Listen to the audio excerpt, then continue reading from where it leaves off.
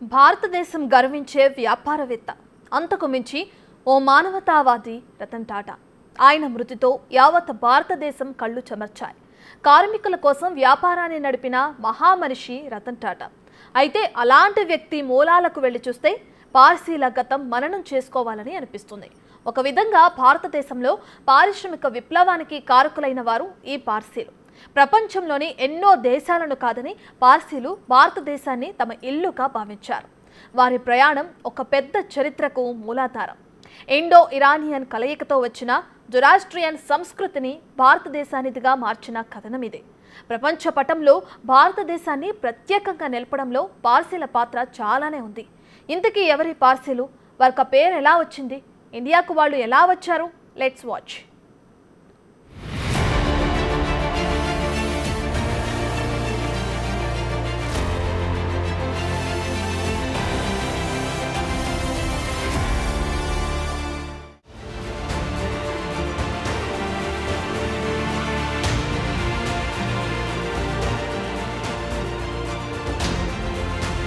రతన్ టాటా, సర్జోరబ్జీ టాటా, జంశెట్టి టాటా, బైరామ్జీ జెసిబోయ్, అర్దషీర్ గోద్రేజ్, దాదాబాయి నవరోజీ, హోమీ బాబా, పల్లంజీ మిస్త్రీ, ఫరోక్ ఇంజనీర్, సిరస్ పూనావాలా, ఇలా చెప్పుకుంటూ పోతే లిస్టు చాలా ఉంది.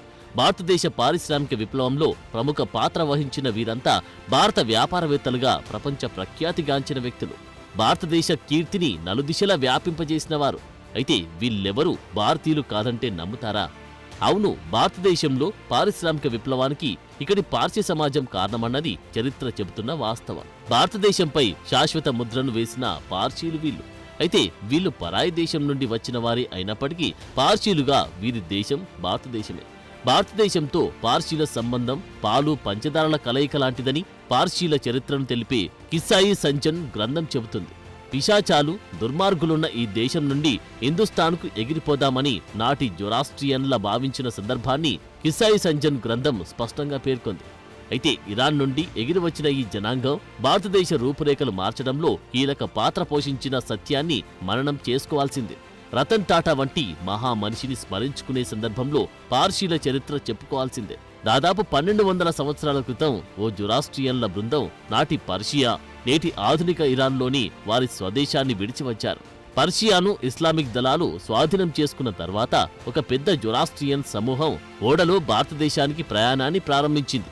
వారంతా గుజరాత్ ఒడ్డున సంజన్ అనే ప్రదేశంలో దిగారు. అక్కడ వారికి ఓ హిందూ రాజు ఆశ్రయమిచ్చారు. యోధుల్లాగా హిందూ కూడా జొరాస్ట్రియన్లకు ఆశ్రయమిచ్చింది. నివసించడానికి, వారి జాతి అభివృద్ధి చెందడానికి ఒక స్థలాన్నిచ్చింది.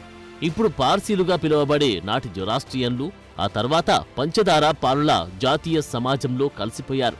ఈ పోలిక జొరాస్ట్రియన్లకు భారతదేశానికి మధ్య ఉన్న సంబంధానికి ఒక ముఖ్య లక్షణంగా చెబుతుంటారు.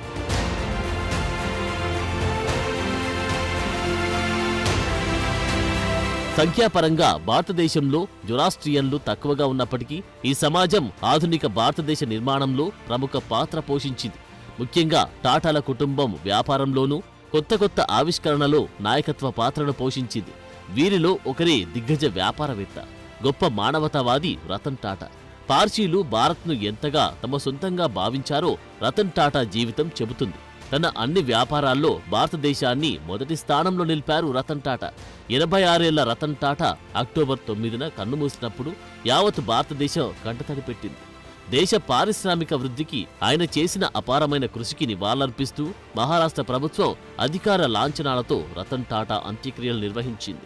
జొరాస్ట్రియనిజం అనేది ప్రపంచంలోని అత్యంత పురాతనమైన ఏకేశ్వరోపాసన మతాల్లో ఒకటి. దీనిని ప్రవక్త జొరాస్టర్ పురాతన పర్షియాలో 6వ శతాబ్దం బీసీఈలో స్థాపించారు. జొరాస్ట్రియనిజం సాంప్రదాయం ప్రకారం Zoroaster Ahura Mazda supreme God నుండి ఓ దైవిక ప్రత్యక్షతను పొందాడు. విశ్వాన్ని సృష్టించడానికి, నిలబెట్టడానికి బాధ్యత వహించే ఏకైక సర్వశక్తిమంతుడైన దైవిక భావనను జొరాస్ట్రియన్లకు పరిచయం చేశాడు.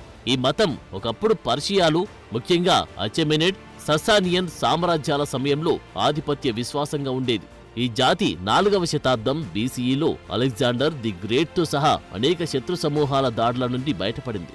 అయితే మారుతున్న కాలంతో పాటు జొరాస్ట్రియన్లు తీవ్ర బెదిరింపులకు గురికావాల్సి వచ్చింది. 7వ శతాబ్దపు ఇస్లామిక్ దండయాత్ర తర్వాత జొరాస్ట్రియన్లు తమ మాతృభూమిని విడిచిపెట్టాల్సి వచ్చింది. కొత్త ముస్లిం పాలకులు జిజియా పన్ను, మతపరమైన ఆంక్షలతో జొరాస్ట్రియన్లను వేధించారు. జొరాస్ట్రియన్లను అట్టడుగున ఉంచే విధానాలను అమలు చేశారు.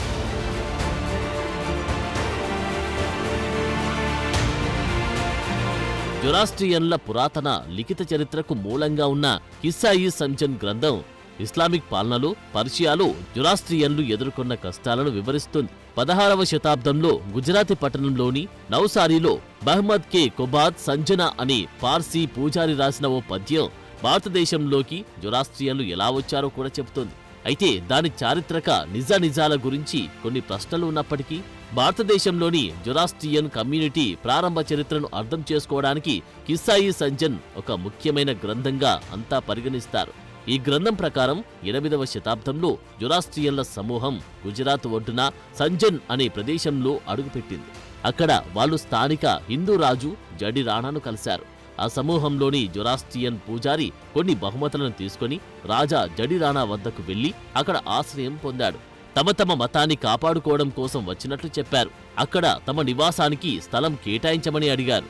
అయితే తన భూమిలో స్థిరపడడానికి రాజా రాణా మొదట సంకోచిస్తాడు.